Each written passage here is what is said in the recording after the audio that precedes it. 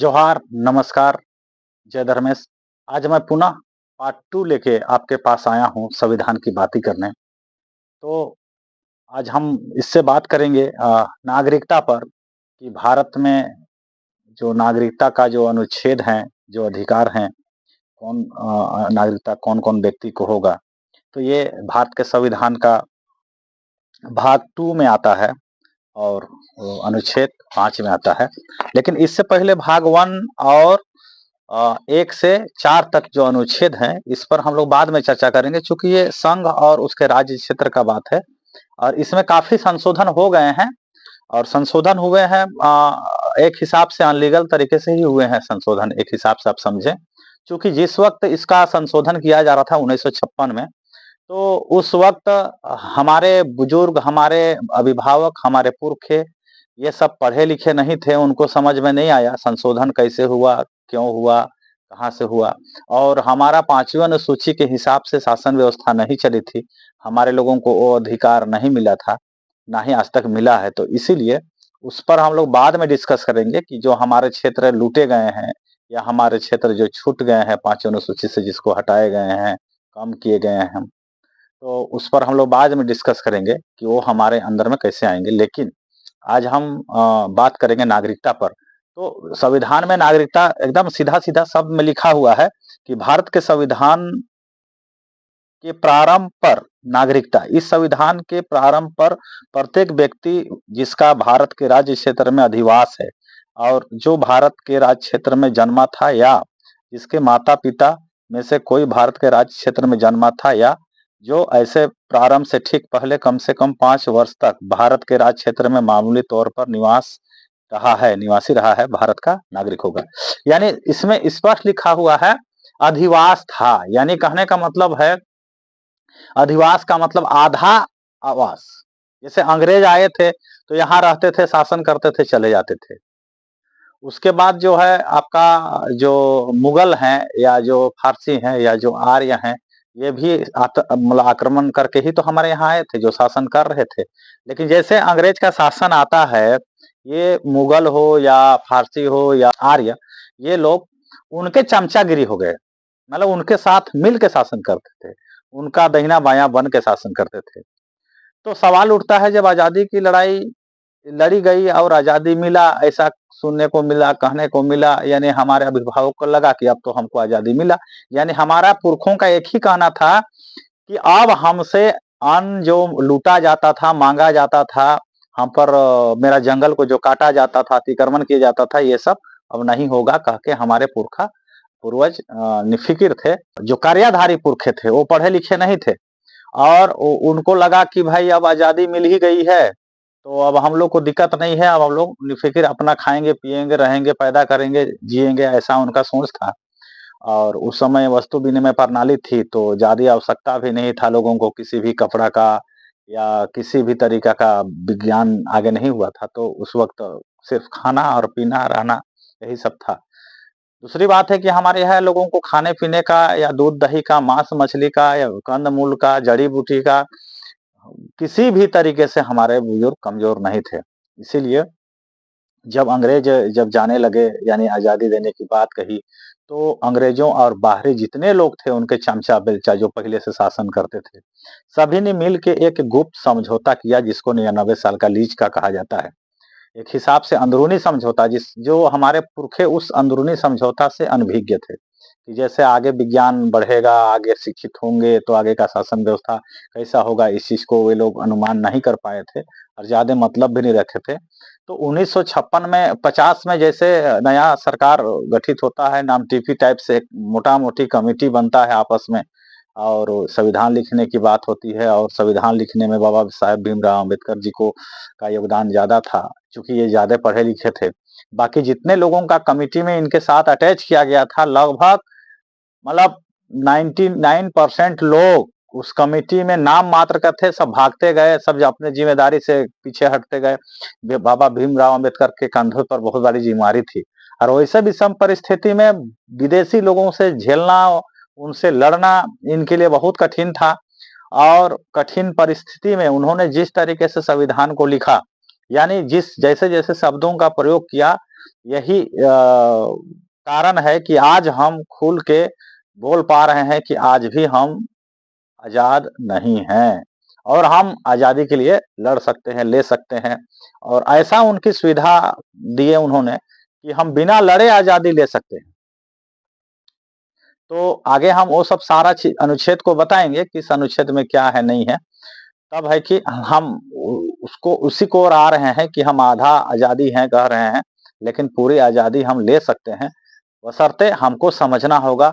मैं आप लोगों से एक ही गुज़ारिश करूँगा इस वीडियो के माध्यम से कि आप इस वीडियो को हवा-हवाई में ना देखें, आप सीरियस मोड पर देखें और समझने की कोशिश करें कि इस संविधान में कितना बड़ा अधिकार मिला है। कुछ लोग बाबा साहब भीमराव को गाली भी देते हैं कि भाई संविधान में हमारे लिए जगह नहीं दिया है। ऐसी बात नहीं है। भारत में निवास करने वाला, भारत में जितने तरह के जो हमारे लोग थे, खासकर आप समझ सकते हैं कि हम गुलामी किससे थे, तो विदेशी लोगों से थे, ये तो बात ठीक है।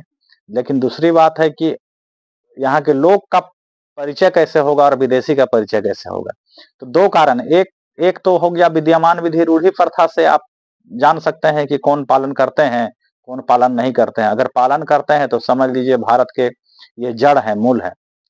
यहाँ के मूल निवासी हैं और जो लोग वो विद्यमान विधि को पालन नहीं करते हैं, मान के चलिए विदेशी हैं। तो उनका दूसरा आपको दूसरा उनका ये देखना होगा कि यहाँ के लोग 2 तरीके से, एक तो कृषि कार्य करते थे या फिर पारंपरिक धंधा था, पेशा था। चूँकि उस समय वस्तु विनिमय प्रणाली थी तो कोई ऐसा व्यक्ति भारत में नहीं था जो बैठ के खाली खाता था। तो बैठ के खाने वाले जो थे वही जो बाहर से आए थे, जिनका कोई पेशा नहीं था। कोई धर्म के नाम से जीते थे वे लोग, कुछ लोग रंगदारी करके जीते थे वे लोग, जो बाहरी थे। तो इस तरह से माँग के खाते थे, जो अभी भी आप देखने को मिलेगा। कुछ लोग माँग के खाते हैं, कुछ लोग रंगदारी से जीते हैं, कुछ लोग कंपनी, संस्था, लट-पट बना के बस बिना मेहनत का लूट-तमाशा करके जीते हैं। तो सब बाहरी लोगों का एक जमावाड़ था और है। अब समझिए कि इस अनुच्छेद यानी 368 के अनुच्छेद के तहत ही भारत के संविधान में संशोधन किया जाता है, सांसद के द्वारा। लेकिन ये 13(3) की क को वो भी नहीं संशोधन कर सकता है। यानी आप जिसको वोट देके सांसद बनाते हो और वो भी गया संसद में और इसको संशोधन करना चाहे 13(3) का क को, मूल अधिकार को, वो भी खत्म नहीं कर सकते। अब सवाल उठता है मूल क्या है? मूल मतलब जड़, अधिकार तो आप ही समझ ही रहे हैं। दूसरा चीज कि जो कहा गया है, जो 13(3) का क में, भारत के राज्य क्षेत्र में विधि का बल रखने वाला कोई अध्यादेश, आदेश, उपविधि, नियम, विनियम, अधिसूचना, रूढ़ि या प्रथा है, वही है पारंपरिक ग्राम सभा। इसी के बारे में कहा गया है विद्यमान विधि, और विद्यमान विधि का मूल जड़ है पारंपरिक ग्राम सभा। अब पारंपरिक ग्राम सभा में समझ शक्ति की बात हम करते हैं तो पारंपरिक ग्राम सभा जो है एक गांव है और 13(3) का क भारत के समुचित देश के सभी गांवों को अधिकार है। 13(3) का क विद्यमान विधि के तहत गांवों का पारंपरिक ग्राम सभा, यानी पारंपरिक ग्राम सभा आगे हम आपको बताएंगे कि पारंपरिक ग्राम सभा में चयन की प्रक्रिया क्या है, पदाधिकारियों का, अधिकारियों का।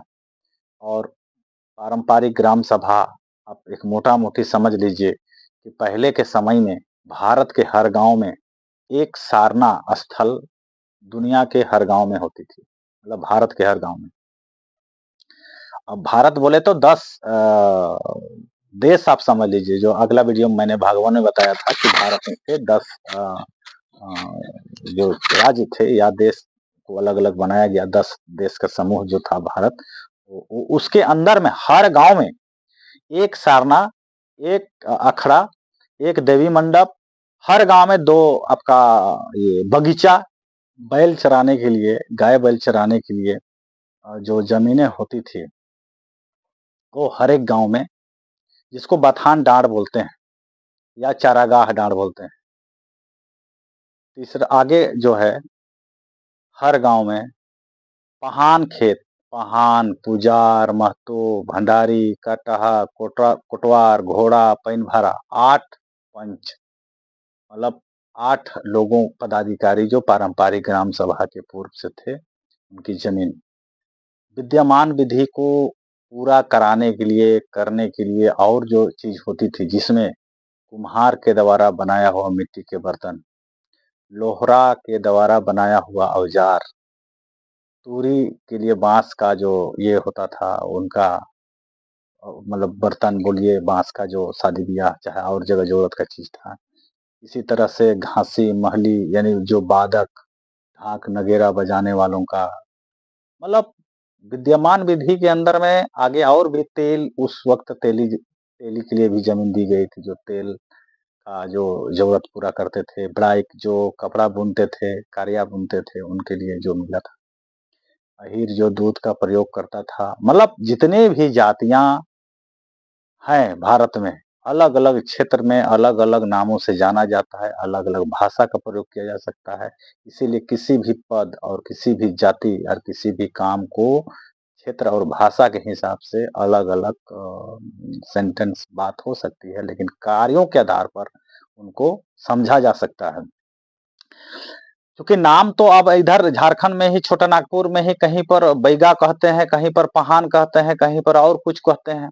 तो उसी तरह से जो पूजा कराते थे गांव के, उनका उनको बैगा या पहान या अन्य नाम से भी जाना जाता था, जिनके लिए जमीनें दी गई है। तो जमीन सामाजिक जमीन थे, ये उनका खतियान उसमें नहीं है, लेकिन समाज जब तक वो काम करेगा, उस काम को जिम्मेदारी जो मिला है विद्यमान विधि से, तब तक उसका वो उसको बेच नहीं सकता है, उसको खाना उपजा सकता है, उसका उपयोग कर सकता है, लेकिन उसको बेच नहीं सकता था। ऐसे अधिकार के साथ पारंपरिक ग्राम सभा का जमीनें अलॉट है, जो भारत के हर, मतलब 10 देश के हर गांव में है। तो इस चीज को आपको जानना बहुत मृत्यु के बाद दफनाने का बच्चों का अलग, महिलाओं का, मतलब पुरुषों का जो सामान्य मौत से मृत्यु होगी उसका अलग, और कहने का मतलब है कि जो आपातकालीन मौत जिसकी होगी उनका अलग, ऐसे शमशान हैं, ये नक्शा में है। तो इसी को हम जानेंगे कि 13(3) क के तहत हमको आज भी वो अधिकार है, यानी पारंपरिक ग्राम सभा आज भी अधिकार पूरे देश में है। सिर्फ 5 अनुसूची की बात नहीं कर रहा हूं मैं, पूरे देश की बात कर रहा हूं। लेकिन पारंपरिक ग्राम सभा को अभी शहरीकरण के वजह से, वो जहां सरना स्थल है, जहां देवी मंडप है, और धार्मिक के कारण उसको चेंजिंग कर दिया गया है। कहीं पर मंदिर बन गए होंगे, कहीं पर चर्च बन गए होंगे, कहीं पर मस्जिद बन गए होंगे, ऐसा। लेकिन जहां भी अभी भी गांव है, ग्रामीण क्षेत्र है, वहां पर अभी भी, चाहे यूपी जाए, चाहे बिहार जाए, या अन्य स्टेट जाए, या देश से बाहर पाकिस्तान जाए, या नेपाल जाए, भूटान जाए, दुनिया का हर गांव, जहां गांव को उस समय कहा गया है थाना, थाना संख्या। आप जब रसीद काटेंगे, कटाएंगे, आपके यहाँ जो रसीद होगा भी अक्षर वाला होगा। रानी विक्टोरिया जिसका पहचान है, जो पहला गांव का निर्माण अंग्रेज ने कराया था, रानी विक्टोरिया ने कराया था, इसीलिए भी अक्षर है। तो उसमें आपको थाना संख्या का जिक्र है, एक गांव का अलग थाना संख्या, दूसरे गांव का अलग थाना संख्या, तीसरे गांव का अलग थाना संख्या। अब थाना तो हम लोग पुलिस वाला थाना का समझते हैं, लेकिन नहीं, थाना संख्या एक गांव का कोड है, और ये अंग्रेजों ने दिया है, और उन्हीं के समय से जाति भी बनी है। मैं उसका भी बात करूंगा, लेकिन आज का जो हमारा ये जो वीडियो था, आज का मेरा जो जानकारी देना था, ये नागरिकता से था, कि नागरिक तो कोई भी बन जाएगा 5 साल के लिए, कोई भी 5 साल रहेगा, या उसका पुरखा रहता था, मतलब शोषण करता था या शोषण होता था, नागरिक समझा जाएगा, ऐसा उनका था, मतलब संविधान में जिक्र है। लेकिन इसी संविधान में विद्यमान विधि और रूढ़ी प्रथा से, और वो गांव का शासन जो जिक्र किया है, उसी से आपको साबित भी कर दिया है कि आप मालिक हैं। तब है कि आप अगर अपने खतियान से, यानी जहां आप फागुन में मुर्गी चंगना करते हैं, जो गांव में, उस गांव से निकल के अगर कोई दूसरा राज्य में, दूसरा जगह पे चले गए, तो वहां दूसरा जिला में चले गए, तो वहां आप नागरिक हैं। और फिर वहां से निकल कर अदर राज्य में चले गए, तो वहां पर आप मतलब हैं नागरिक हैं, और वहां पर आप एसटी, एससी, ओबीसी भी नहीं रहेंगे, वहाँ पर फिर आपको सामान्य नियम आ जाएँगे। इस तरह से है। तो कहने का मतलब है कि भारत का संविधान पूरे देश के लिए बना है, लेकिन कौन-सा अनुच्छेद भारत के अंदर के लोगों के लिए है और कौन-सा अनुच्छेद जो शासन करने आए थे उनके लिए है, इनको समझना है। उस जो शासन करने के लिए आए थे उनका अलग अधिकार है, कर्तव्य है, और जो यहाँ पर जो मतलब पहले से थे, जिनके ऊपर शासन हो रहा था, जो लोग आज़ादी की लड़ाई लड़े थे, उनके लिए अलग अधिकार और उनके लिए कर्तव्य भी है।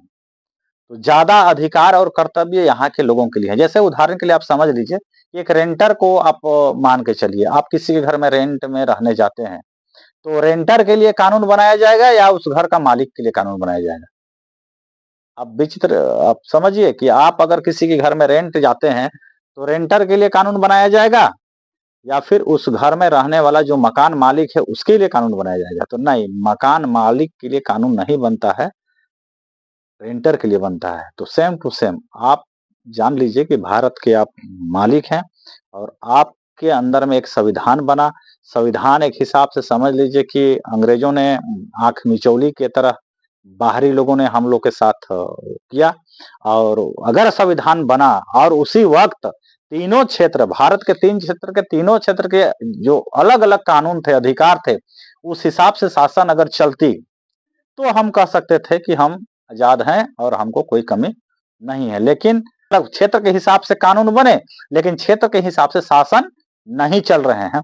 इसीलिए आपको 13(3) का क का डिटेल बात मैं आगे पार्ट 3 में बताऊँगा कि भारत के संविधान में 3 क्षेत्र हैं, तीनों के शासन अलग-अलग हैं, और 5वें अनुसूचित क्षेत्र का खास करके शासन व्यवस्था कैसे है, और पारंपरिक ग्राम सभा का रूपरेखा मैं कल के वीडियो में आपको ज़रूर बताऊँगा। आप देख कर के आश्चर्य रहेंगे कि भाई इतना सुंदर और इतना सुंदर लोकतंत्र, जो कहा है कि भारत का लोकतंत्र दुनिया का सबसे सुंदर और सबसे पारदर्शी लोकतंत्र है, और इसी चीज को मैं आने वाला वीडियो में आपको कल बताऊंगा। इतना ही कह के आज का इस वीडियो को मैं अंत करता हूं। जोहार, नमस्कार, जय धर्मेश।